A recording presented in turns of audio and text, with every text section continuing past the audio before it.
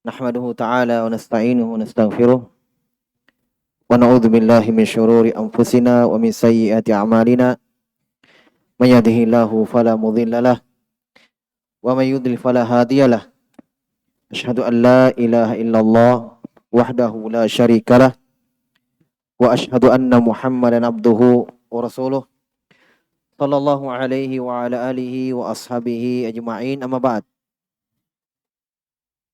Ikhwani fiddin rahimani wa rahimakumullah.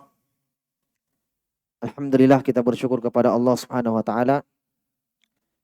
Kembali kita melanjutkan kajian rutin kita seperti biasa, mengkaji Fiqhu Al-Asmaul Husna karya Syekh Abdul Razak hafizahullah taala. Kita masih di bab yang ketiga, masih di dalam menyebutkan keutamaan mengilmui dari Asmaul Husna wa Sifatul Ula.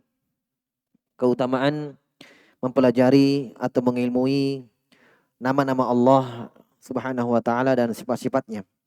Beliau sebutkan ada 8 faidah. Beliau sebutkan di bab yang ketiga ini 8 faidah yang paling penting.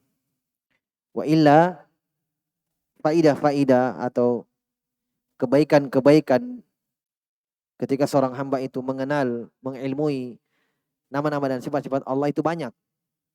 Ya, banyak faidahnya. Hanya beliau sebutkan di sini 8 yang paling pentingnya, ahammuha. Kita sudah baca sampai 5, kemudian sekarang kita masuk yang ke-6. Kata beliau hafizahullah taala, di antara faidah yang paling agung mempelajari atau mengetahui nama-nama dan sifat-sifat Allah, sadisan annal ilma bihi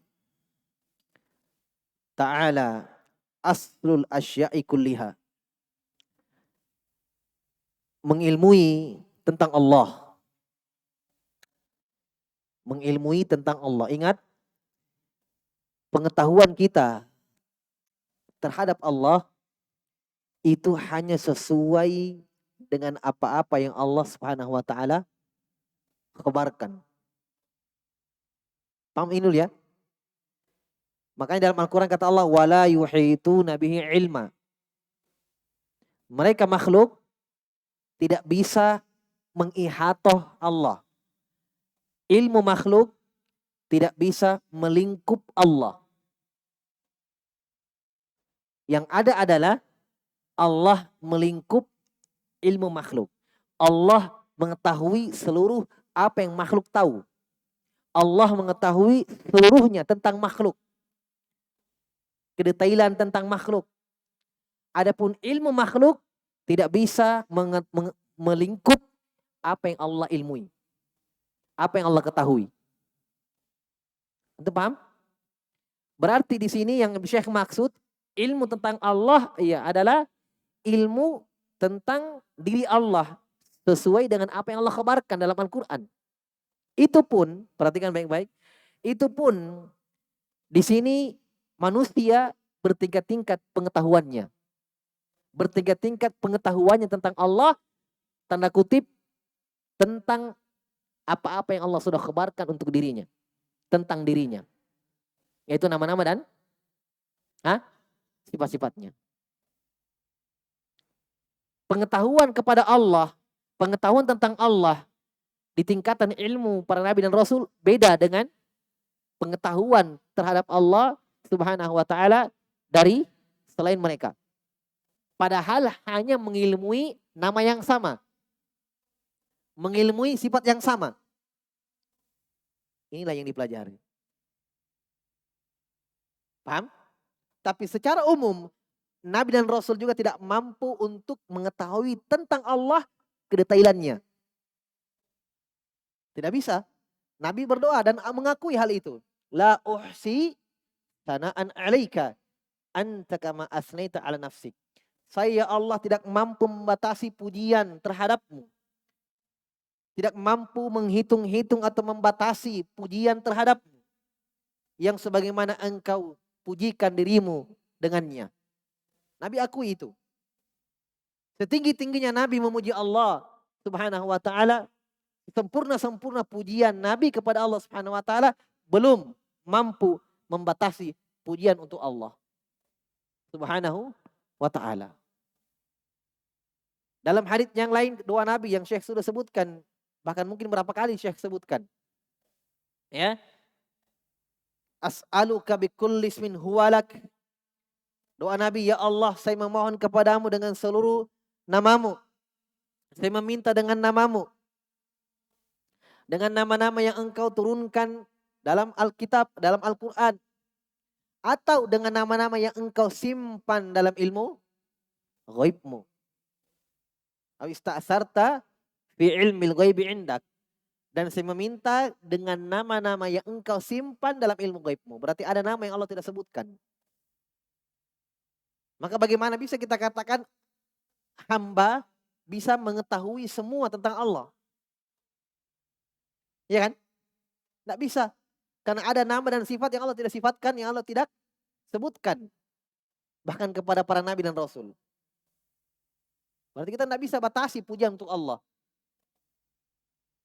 Berarti pengenalan, tanda kutip ya di sini, pengenalan terhadap Allah, ya, pengenalan dengan nama-nama dan sifat yang Allah kabarkan saja. Paham ya? Taib. Jadi di sini kata beliau, ilmu tentang Allah, ini saja subhanallah ya, tentang nama-nama dan sifat-sifat Allah luar biasa dalamnya ini ilmu. Kita enggak bisa menyamai keyakinannya, pengenalannya para rasul terhadap Allah. Ya. Di sini sesuai dengan tingkat keimanan, tingkat keilmuan, sesuai dengan apa yang Allah berikan kepada hamba tersebut. Tapi bukan hal yang tidak mungkin seseorang itu ya menambah ilmunya tentang Allah.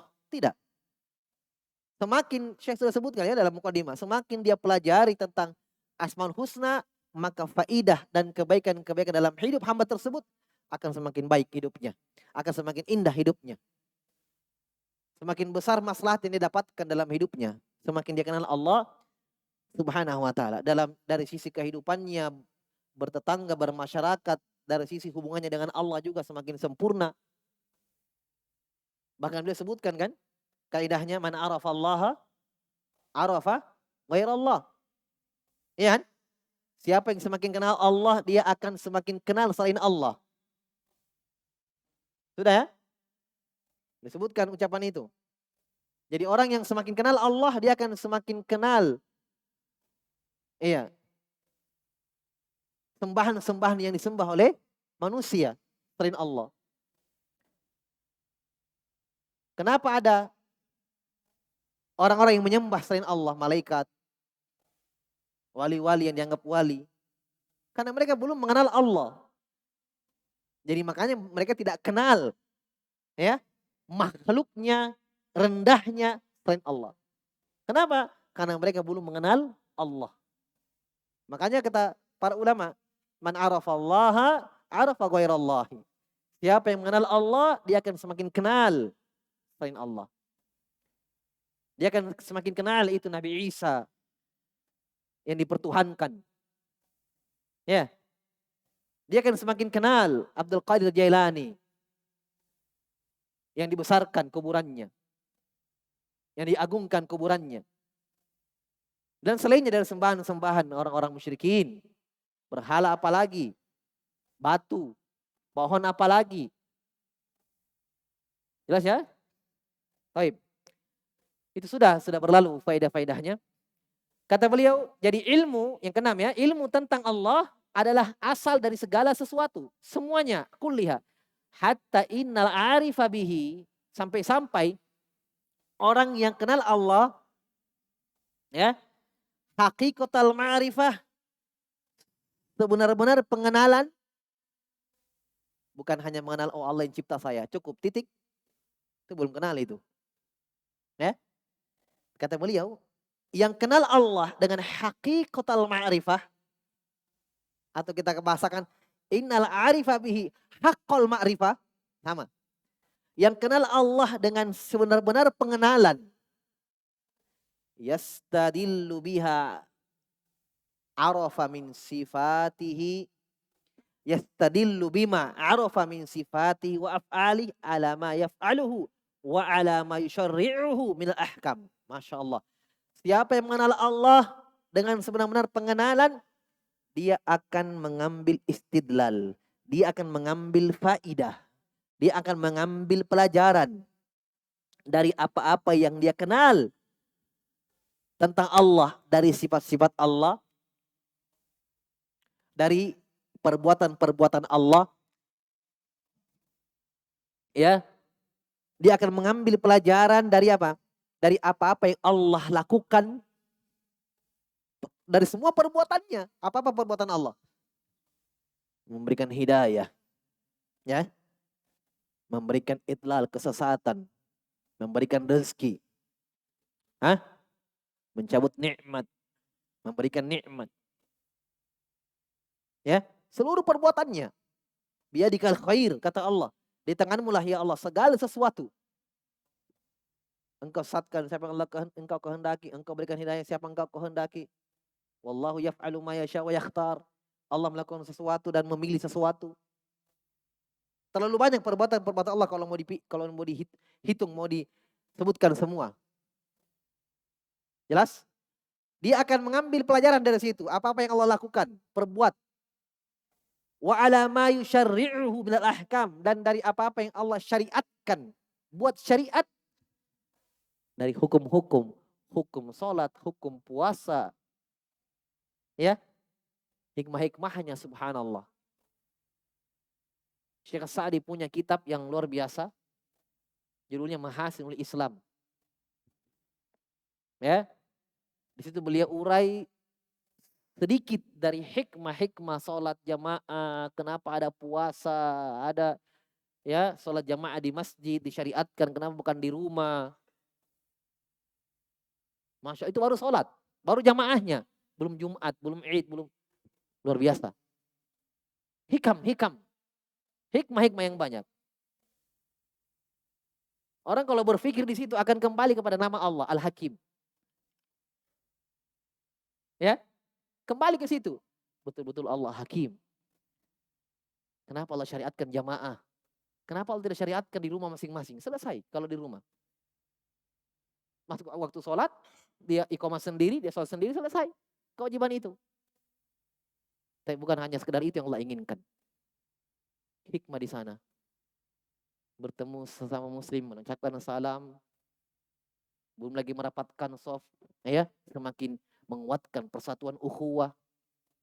Belum lagi menampakkan di depan Allah itu semua sama, tidak raja, tidak rakyat, tidak presiden, tidak rakyat, yang semua sama di depan Allah ketika sholat berjamaah. Tidak ada bilang dia lepas sepatu, kita tidak. Semua. Tidak ada bilang kalau presiden gerakannya tidak ada sujudnya. Semua sujud. Ya, tidak ada perbedaan. Oh, kalau presiden tidak ada sujudnya, yang sujud cuma rakyat. Semuanya sama di depan Allah. Dan hikam subhanallah, banyak hikmahnya. Itu baru sholat berjamaah, belum yang lain. Dia akan puji Allah subhanahu wa ta'ala Al-Hakim. Betul-betul itu hikmah Allah. Belum lagi dari yang dia lihat. Puasa itu menyehatkan, sholat menyehatkan. Dari hikmah yang dia dapat ya.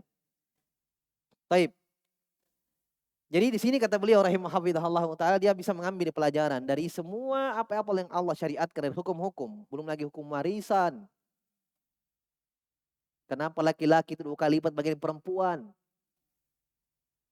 Hanya kan orang-orang yang tidak belajar tidak sampai di situ. Dia tidak paham hikmahnya. Makanya coba lihat orang-orang yang benci Islam itu, kenapa dia surutkan Islam, kenapa perempuan itu disuruh pakai hijab, dilarang keluar rumah dan seterusnya. Iya kan?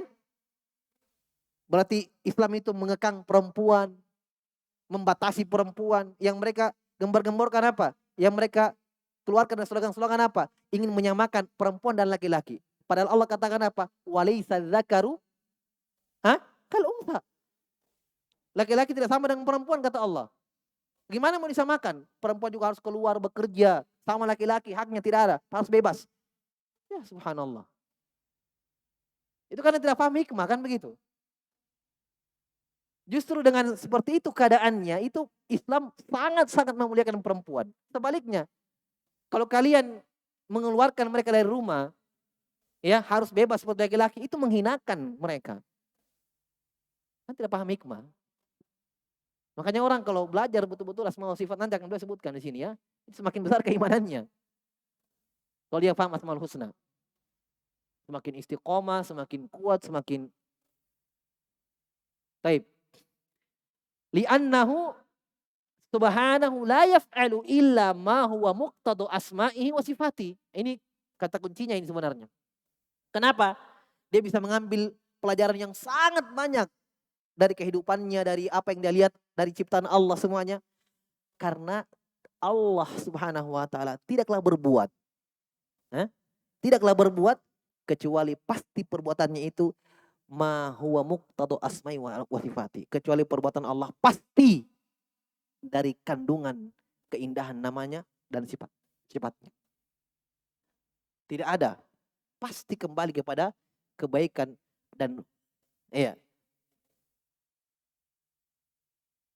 kandungan nama dan sifat. Semua perbuatan Allah. Coba ambil misalnya sifat atau perbuatan turun di langit dunia. Antum mau kaitkan di mana itu? Masuk. Turunnya Allah di langit dunia. Yang haditsnya mutawatir dari sahabat. Puluhan sahabat yang meriwayatkan bahwa Allah turun di langit dunia. Kembalikan pada satu nama saja. Contoh. Itu menunjukkan bahwa Allah fa'alun lima yurid. Allah maha berbuat terhadap apa yang Allah inginkan. Maksudnya kalau kita kenapa dia turun? Mau jamin turun di atas. Ya kan? Tapi untuk memperlihatkan, menampakkan bahwa Allah itu yaf'alu ma yurid. Allah lakukan apa yang Allah inginkan, turun. Ada yang bisa halangi? Tidak. Makanya diriwayatkan oleh Ibnu Mubarak dan selainnya dari para salaf, disebutkan oleh Imam As-Sabuni dalam Aqidatus Salaf Ashabul Hadis tentang sifat turun ini. Ketika ada yang bertanya tentang sifat turun, maka beliau rahimahullah menjawab, membaca firman Allah, wa jaa'a rabbuka wal malaku soffan soffa. Akan datang Allah pada hari kiamat dan malaikatnya bersof-sof. Orang yang bertanya ini, dia katakan, loh, saya tanya tentang nuzul. Kenapa kamu kasih saya ayat tentang datangnya Allah pada hari kiamat? Apa kata Ibnu Mubarak? Kalau kamu yakini tidak ada yang menghalangi Allah untuk datang pada hari kiamat, hari esok, hari kiamat, maka juga begitu tidak ada yang halangi Allah untuk turun malam ini. Diam dia. Kamu yakini Allah datang pada hari kiamat? Iya.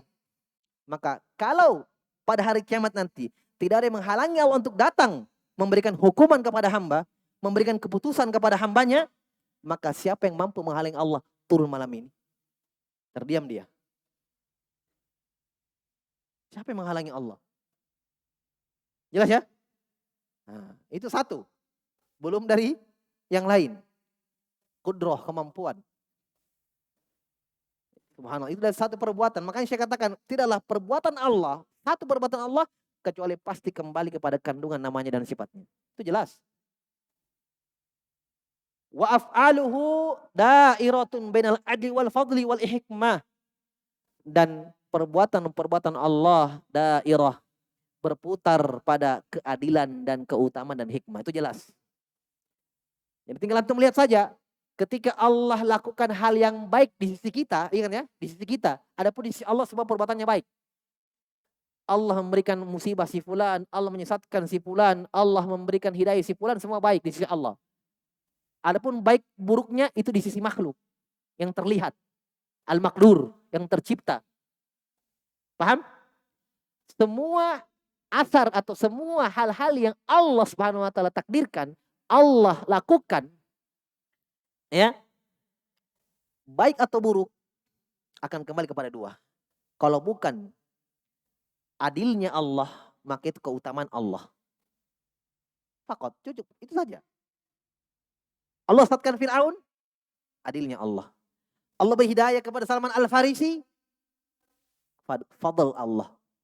Ihsannya Allah. Kebaikannya Allah. Keutamaan Allah untuk dia.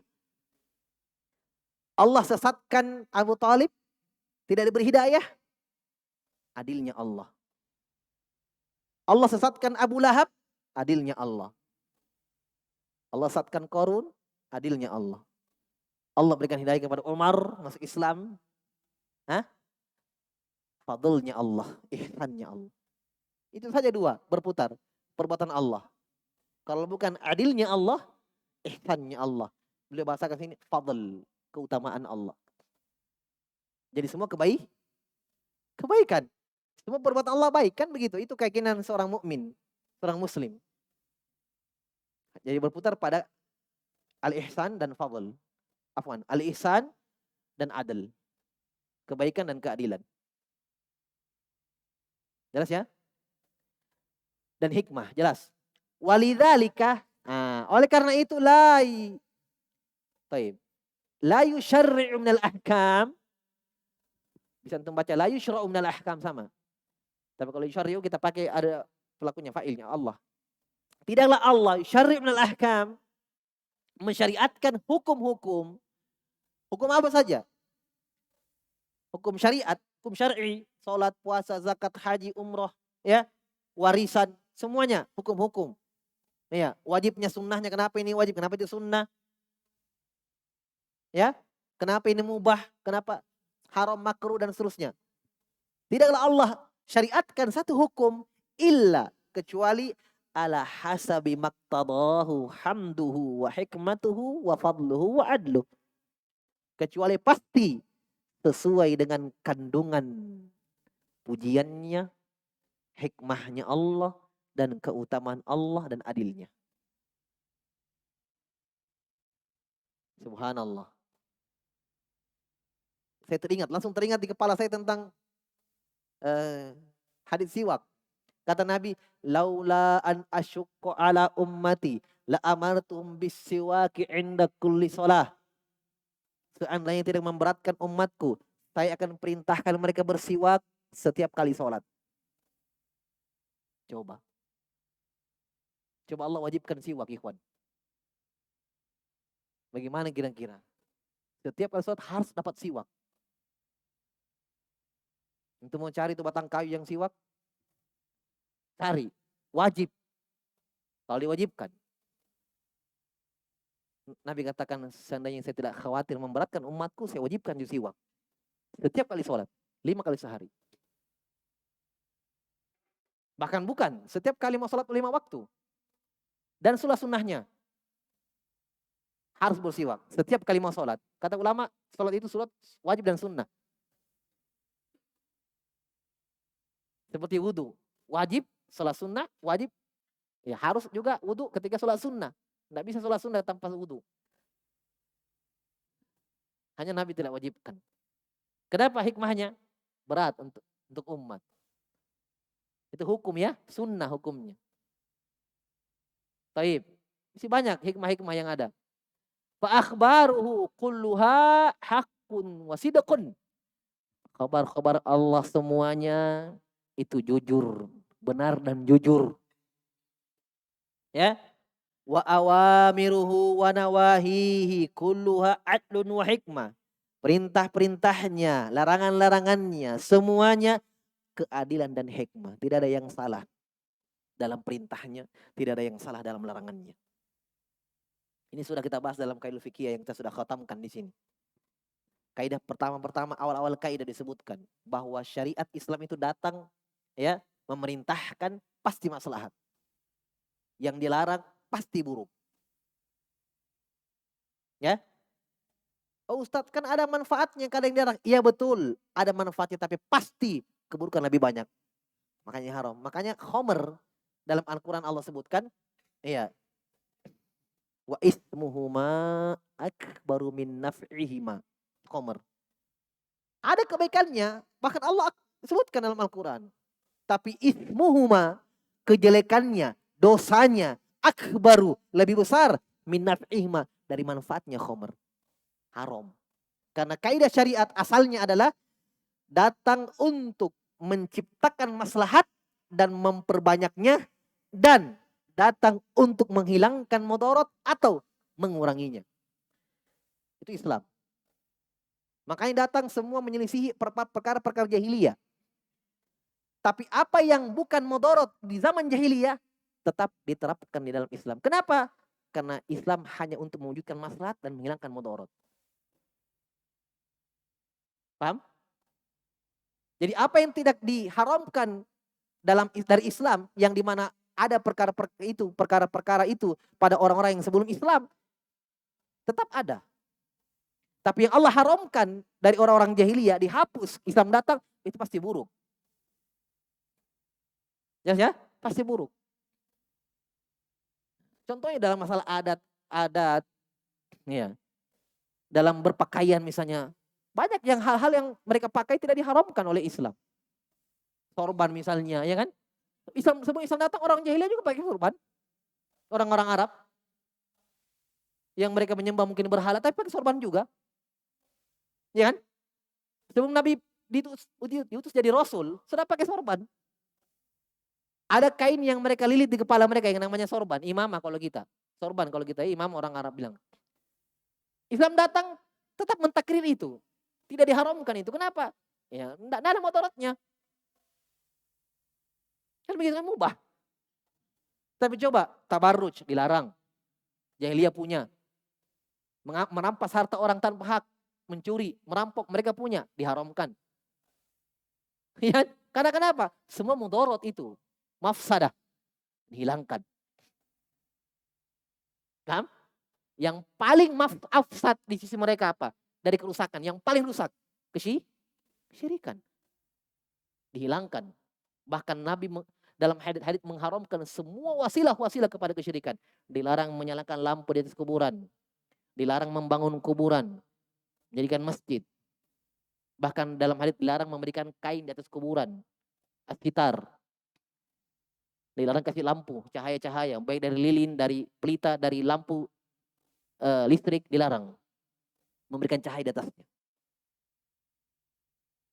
Jelas ya? Kecuali kalau memang mau dikuburkan orang malam-malam, pakai lampu, iya, tidak ada masalah. Tapi sesuai hajat, setelah itu tinggalkan lampunya. Jelas ya? Bahkan dilaknat oleh Allah. La'anallahu zairatil kubur wa mutakhidina 'alaiha masajida wal mutakhidina 'alaiha bisuraj. Allah melaknat orang-orang menjadikan kuburan sebagai masjid, dan Allah melaknat orang-orang yang menjadikan lampu di atas kuburan. Taib. Itu semua wasilah, haram.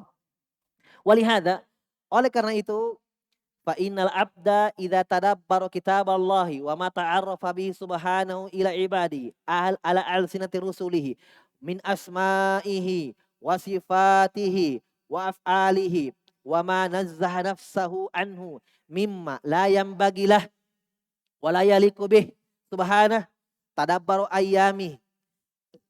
ayyamahu wa af'alahu fi awliyaihi wa a'daihi allati qassaha ala ibadihi wa ashhadahum iyaha layastadillu biha ala anna ilahahum al-haqqul mubin alladzi la tambagi al-ibadatu illalah wa yastadillu biha ala annahu ala kulli syai'in qadir. Masya Allah. Kata beliau, maka oleh karena itu, walihada, fa innal abda, maka hamba jika mentadaburi, membaca, menalaah ya kitabullah, Al-Quran, dan apa-apa yang Allah perkenalkan dirinya melalui, Allah perkenalkan dirinya kepada hamba-hambanya melalui apa? Melalui lisannya Rasul, para Rasulnya. Maksudnya siapa yang mentadaburi Al-Quran dan dia lihat hadits-hadits Nabi tentang sifat-sifat Allah, dari nama-nama dan sifat-sifatnya dan perbuatan-perbuatannya, wa manazzaha nafsahu, dan dia lihat juga apa-apa yang Allah sucikan dirinya dengannya. Allah sucikan dirinya dari perbuatan itu, dari sifat-sifat yang buruk itu, tidur, mengantuk, ya, lupa dalam Al-Quran, ya, capek, punya anak, punya istri, dinafikan semuanya, mati, ya, dia lihat itu semua. Dia baca ayat-ayat yang sifatnya penetapan dan sifatnya penafian. Yang ditiadakan dari Allah subhanahu wa ta'ala. Dari apa-apa yang layam bagi, yang tidak pantas untuk Allah. La yaliqu bih, yang tidak pantas untuk kebesaran dan kemuliaannya. Wa tadabbaro, dan dia juga renungi. Ya, dia renungi hari-hari Allah. Maksudnya setiap harinya. Dari hari-hari yang Allah ciptakan. Ya, di mana di sana ada perbuatan-perbuatan Allah subhanahu wa ta'ala. Pada wali-walinya dan pada musuh-musuhnya. Dia perhatikan setiap hari. Setiap harinya. Apa yang Allah lakukan setiap hari. Ya, apa yang Allah berikan setiap hari. Apa yang Allah subhanahu wa ta'ala berikan setiap hari kepada wali-walinya dan kepada musuh-musuhnya. Dari penjagaan untuk wali-walinya, dari keselamatan, rezeki. Musuh-musuhnya Allah subhanahu wa ta'ala ya menghinakan mereka, menyiksa dan seterusnya. Memberikan siksaan. Allati qassaha ala ibadih. Ya, yang Allah kisahkan pada hamba-hambanya atau yang telah berlalu. Ya. Wa asyhadahum iyyaha, dan apa-apa yang Allah persaksikan yang sudah sebutkan dalam Al-Qur'an dan atau dalam melalui sunnah Nabi. Apa? Maka dia la yastadillu biha, maka seorang hamba pasti bisa. Ini khobarnya. Ini penyempurna dari jumlah kalimat yang tadi. Ya. Seorang hamba ketika mentadaburi ini dan itu dan seterusnya, kata beliau, maka pasti hamba tersebut ya bisa mengambil istidlal, bisa mengambil pelajaran bahwa pada kesimpulannya sembahan mereka itu Allah Subhanahu wa taala itu al-haqqul mubin, yang maha benar, yang maha hak dan yang maha benar. Ya, al-haqqul mubin. Ya. Yang tidak pantas ibadah kecuali hanya untuknya. Berarti hasilnya semuanya la ilaha illallah. Itu hasilnya. Jelas?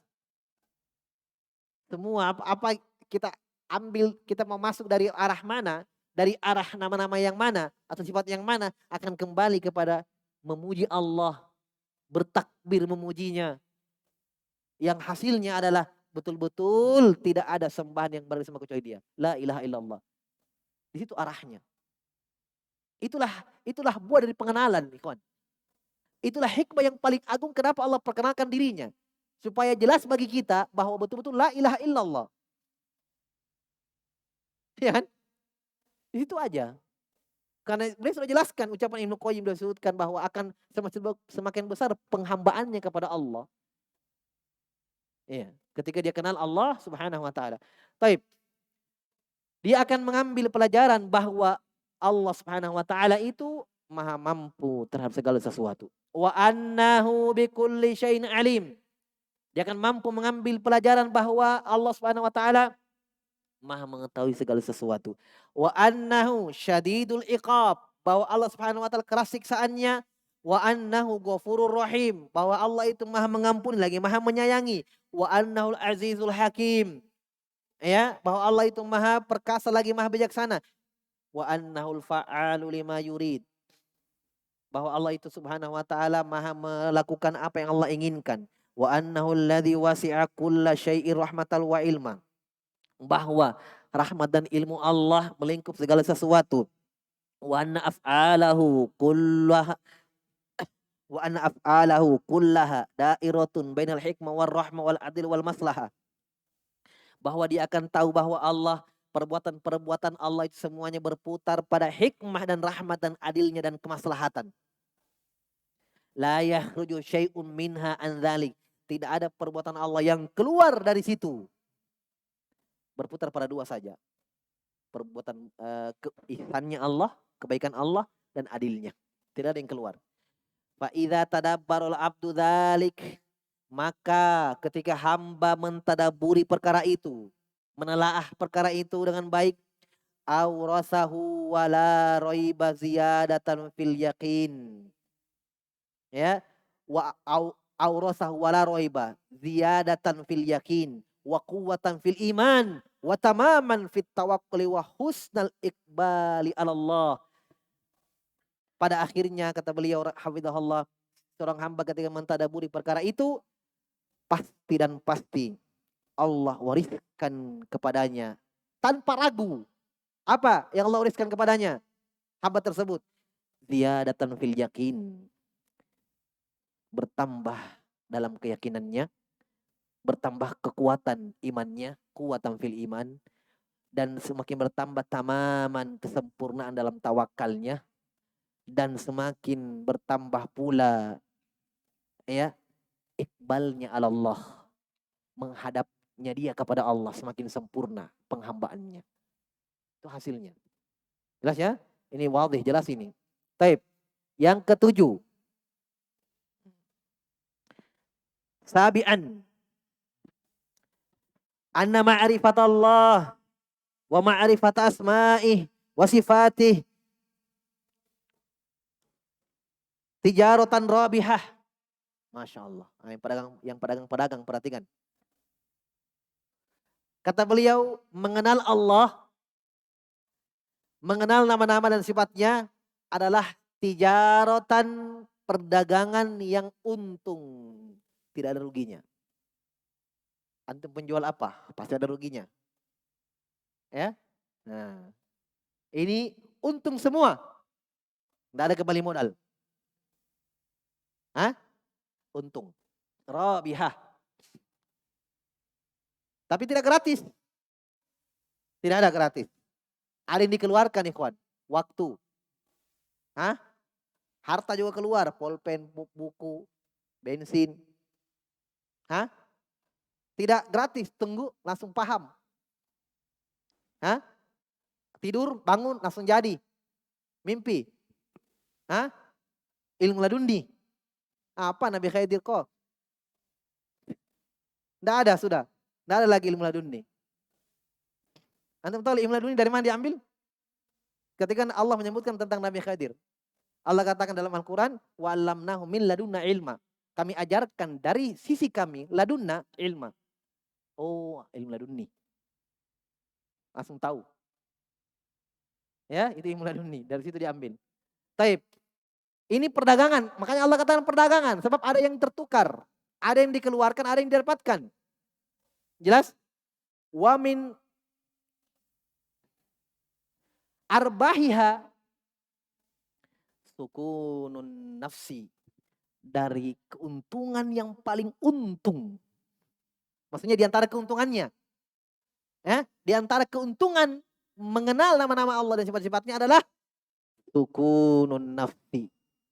Habis waktu lagi seru-serunya ini. Kata beliau, yang paling untungnya adalah di antara keuntungannya, tapi yang paling besar ini keuntungannya. Apa itu? Tenangnya jiwa. Nah, insya Allah yang mengenal Allah tidak akan gila. Iya betul. Yang kenal Allah tidak akan gila. Karena orang gila, orang stres kan, tidak tenang hidupnya. Tapi ini saya katakan, ini sebenarnya ucapan Ibnu Qayyim ini. Yang kenal Allah akan tenang jiwanya. Orang yang gila tuh tidak tenang jiwanya. Ya kan? Apa lagi? Tuma'ninatul qalbi wansyirahul sadri. Ya, tenangnya hati dan lapangnya dada. Ini saya tanya dulu, ini dunia atau akhirat ini masalahnya ini? Dunia atau akhirat? Dunia. Akhirat nanti, itu belakang. Ya. Kalau akhirat terlalu, Masya Allah kalau mau dibahas sebenarnya. Pembalasan Allah kepada orang-orang yang beriman. Hasil dari pengenalan terhadap Allah. Ini masih di dunia Syekh bahas. Apalagi? Suknal firdaus yaumal qiyamah. Ini di akhirat. Masya Allah. Ya. Tempat tinggal jannatul firdaus pada hari kiamat. Sukna itu ya antum santri tahu, sakan, ya kan? Nah, ya. Tempat tinggal firdaus yang paling tinggi pada hari kiamat. Itu buah apa? Buah dari apa itu? Mengenal Allah. Makanya ketika mereka masuk di dalamnya, dalam Al-Quran, kembali kepada Allah. Wa qalu alhamdulillahilladzi azhaba 'annal hazan. Inna rabbana la ghafurun syakur. Ah, itu ucapan orang beriman ketika masuk dalam surga. Kata mereka, subhanalladzi, maha suci Allah, anhaba annal hazan. Alhamdulillahilladzi, afwan. Alhamdulillahilladzi, segala puji bagi Allah, anhaba annal hazan, yang telah menghilangkan dari kami kesedihan. Di dunia kita sedih dan seterusnya, bersabar, sekarang hilang. Langsung kembali. Inna rabbana laghafurun syakur. Kembali ke nama-nama Allah. Mereka sebutkan dua nama Allah. Sungguh Rob kami, Allah Subhanahu wa taala Ghafur, Maha mengampuni, Syakur, dan Maha menerima amalan soleh. Cocok tidak namanya yang disebut? Lihat, dalam kondisi bersyukur, dalam kondisi gembira, menikmati hasil jerih payahnya di dunia, mereka sandarkan, mereka sebutkan dua nama Allah. Maha mengampuni, karena Allah ampuni dosa-dosa mereka. Di dunia pasti mereka punya dosa, tapi Allah ampuni itu masuk surga. Syakur. Syakur artinya maha menerima pemberian. Itu Allah. Maha menerima amalannya. Mereka beramal, Allah terima. Mereka dosa, Allah ampuni. Inna rabbana laghafurun syakur. Sangat cocok, sesuai. Nggak ada yang lain yang kecuali itu yang sesuai. Ya, kembali kepada nama-nama dan sifat-sifat Allah. Apalagi di antara keuntungan mengenal nama-nama Allah, wan nadharu ila wajhillahil karim. Melihat wajah Allah Subhanahu wa taala. Melihat wajah Allah Subhanahu wa taala yang mulia. Ini buah dari mengenal Allah Subhanahu wa taala. Al jazaa'u min jinsil amal.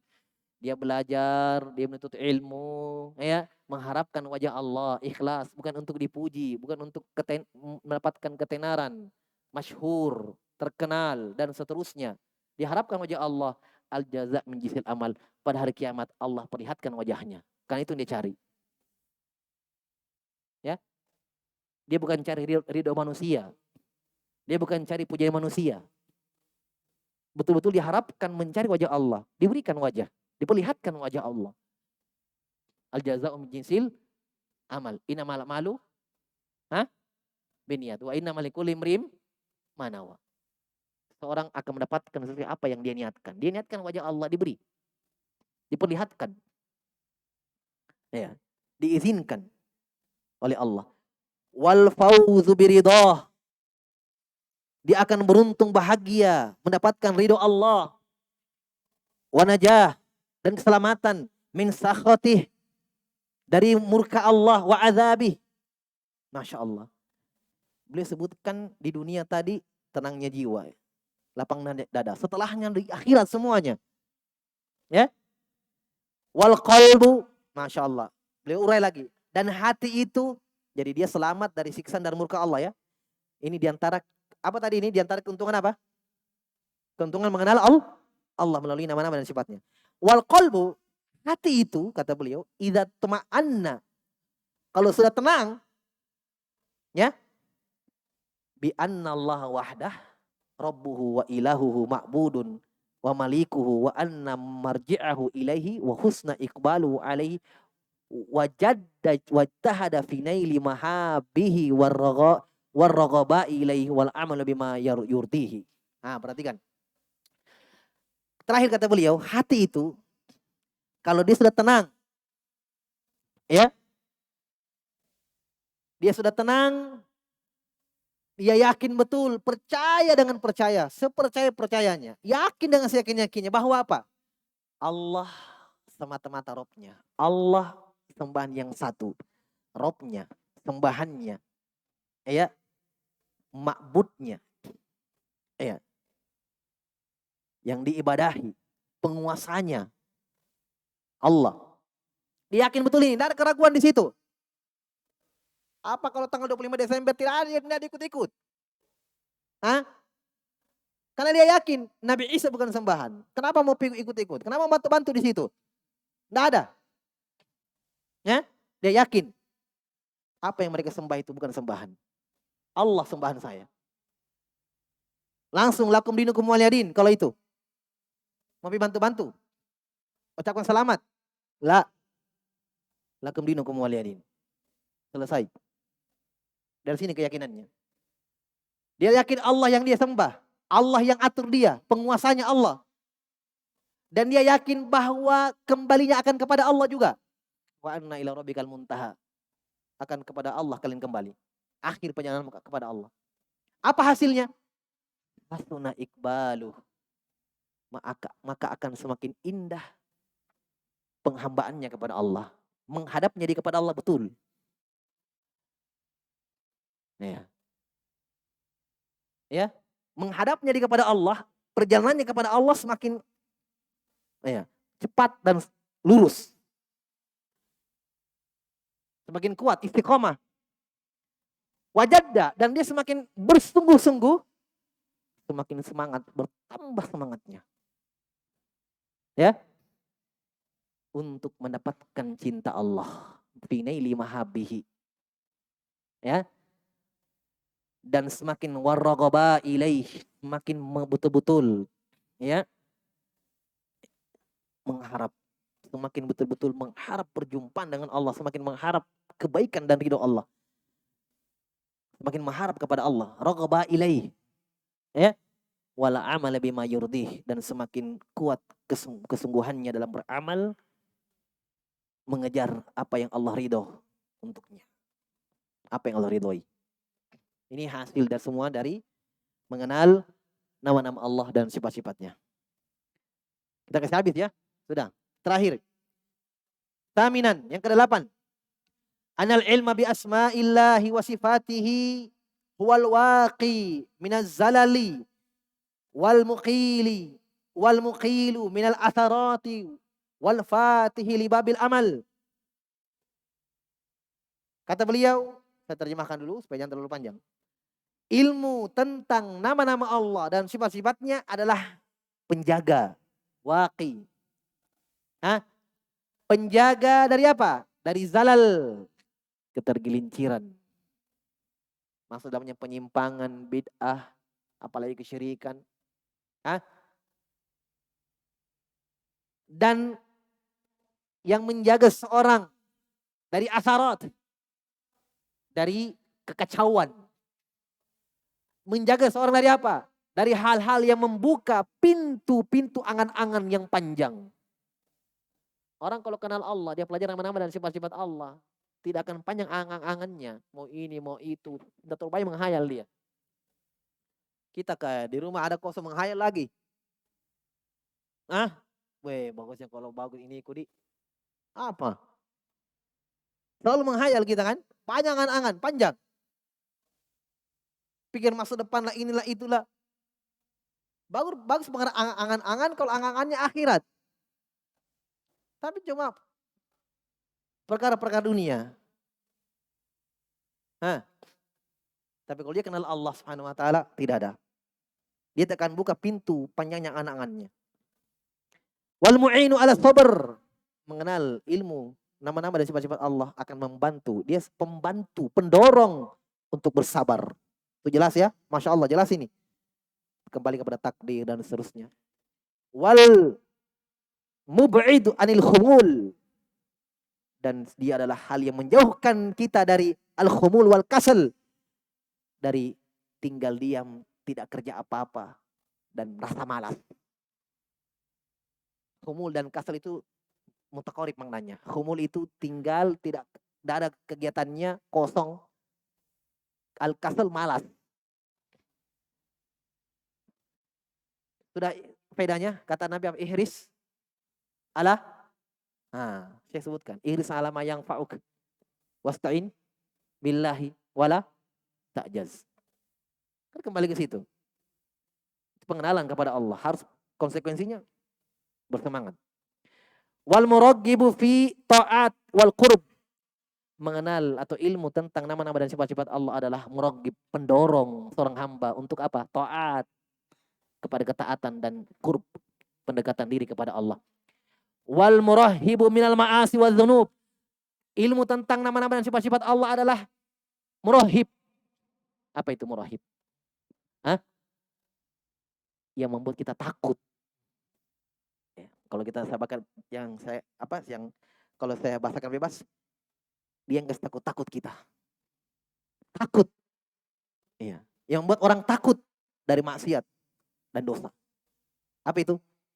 Ilmu asma wa sifat. Paham ya? Enggak usah diurai ya, jelas ya? Baik. Wastulwanu minal masaib wal alam. Ilmu tentang sifat-sifat nama-nama dan sifat-sifat Allah adalah sulwan, adalah penghibur dari musibah dan rasa sakit. Jelas? Ada perlu diurai? Ya kan? Nah, makanya kita selalu dituntut, coba lihat syariatnya ketika misalnya orang sakit didoakan la ba'sa tahur insyaallah. Karena begitu kan? Kembali kepada situ. Enggak apa-apa. Ini enggak mengapa. Insyaallah penghapus dosa. Ya. Dia yakin ketika dapat musibah, dia tidak sedih. Kenapa? Ada hikmah di sini. Allah Al-Hakim. Nah, penghibur. Belum lagi dia ingat dosa-dosa terhapus. Ya, ini teguran supaya saya bertaubat dan seterusnya. Wal hirzul hami minasyaiton. Ilmu asma wa sifat adalah penjaga yang kuat. Benteng yang sangat kuat. Hami itu panas artinya. Hirz itu tameng yang dipakai berperang. Itu hirz. Masya Allah ya. Jadi ilmu asma wa sifat adalah apa? Tameng yang panas, yang kuat, minasyaiton. Minasyayatin, minasyaiton. Dari syaiton. Ya. Kenapa beliau usahakan panas? Karena ya supaya dia terbakar. Ya. Wal jalibu lil mahabbati wat tawaddi. Ilmu tentang ini adalah hal yang membuat seorang hamba itu mendapatkan cinta dan kasih sayang. Cinta, tawad, ya. Wadun cinta juga sama mahabbah. Wadafi'u lisakha'i wal badli wal ihsan, dan yang mendorong seorang hamba ya untuk berbuat baik dan sering memberi. Nah, ya, ini banyak ini faedah-faedahnya, masih banyak yang belum disebutkan. Ya, ila ghairi dzalika minas simar wal athar, dan selainnya dari buah dan hasil. Jelas ya? Terakhir kata beliau dalam bab ini, fahadhi jumlatun minal asbabil azimah ad-dallati ala fadli ilmi bi asma'i wa sifatihi wa syiddati hajatil ibadi ilaih. Inilah beberapa atau sejumlah sebab-sebab yang agung yang menunjukkan akan keutamaan mengilmui nama-nama dan sifat-sifat Allah, dan menunjukkan butuhnya hamba kepada hal tersebut. Bal laisa hunaka hajatun a'dhamma min hajatil ibadi ila ma'rifati rabbihim wa khaliqihim wa malikihim wa mudabbiri syu'unihim. Bahkan tidak ada di sana hajat yang paling besar, tidak ada di sana kebutuhan yang paling besar dari seorang hamba mengalahkan butuhnya dia terhadap mengenal Allah melalui nama-nama dan sifat-sifatnya, mengenal penciptanya, mengenal penguasanya, mengenal pengaturnya, mengenal yang mengatur seluruh urusannya, wa muqaddiri arzakihim, mengenal pemberi rezeki, ya, mengenal yang mentakdirkan rezeki untuknya, alladzi la ghina lahum anhu tarfata ain, yang dimana tidak pernah seorang hamba itu ya